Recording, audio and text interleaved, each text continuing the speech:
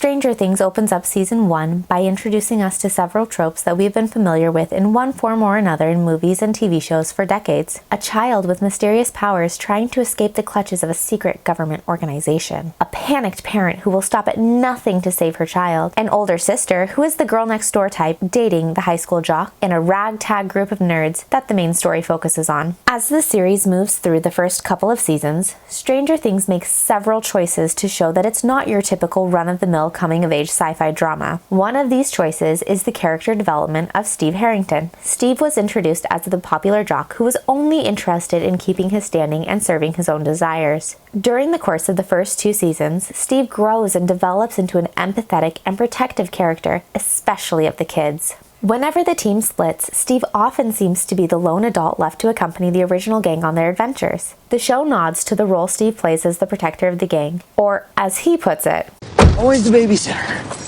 Although fans of the show love Steve the babysitter, that does not fully convey the important leadership role that he plays in this series. Steve does not just watch the kids and keep them out of trouble, he leads them. When it comes to solving urgent problems, he does not just take complete control because he is an adult among children. He steps back and listens to the ideas and plans of the gang, who often will have more knowledge about the supernatural foes they are facing. He will shoot down obviously dangerous ideas, but he does not disregard anything without first listening. Being a leader or a protector does not mean that you rule with total control. There are some in positions of power that incorrectly believe any control they give up somehow lessens their authority. True leaders allow room for their people to speak and have their voices heard. They have the confidence to understand that team success is more important than their ego. This does not mean that Steve takes a back seat to the gang. Whether the plan is his or not, Steve will lead the way, putting himself in the most vulnerable position. And when the gang meets a challenge which they are not equipped to face on their own, Steve is there to protect them and bail them out from dangers which are often the result of their own bad decisions.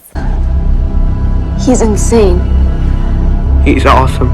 This is the kind of leader that every team deserves. Someone who will protect. Steve's leadership requires him to physically defend the gang from monsters, but the principle is the same in every industry. Leaders need to provide a sense of safety for their people, to put themselves in the most vulnerable positions, and step in to take the heat when their team encounters challenges they are not able to handle on their own. The kids in Stranger Things are able to accomplish a lot, in large part thanks to Steve's leadership. They know when they are doing their best to save the city of Hawkins that no matter what happens, Steve Harrington will always have their backs. When you as a leader commit to protecting your people, it will give them the freedom to perform at their fullest. They will feel safe taking chances knowing you are there as their shield against opposition they could not face on their own. It just requires you being a leader who is willing to pick up the shield, or in Steve's case, the bat.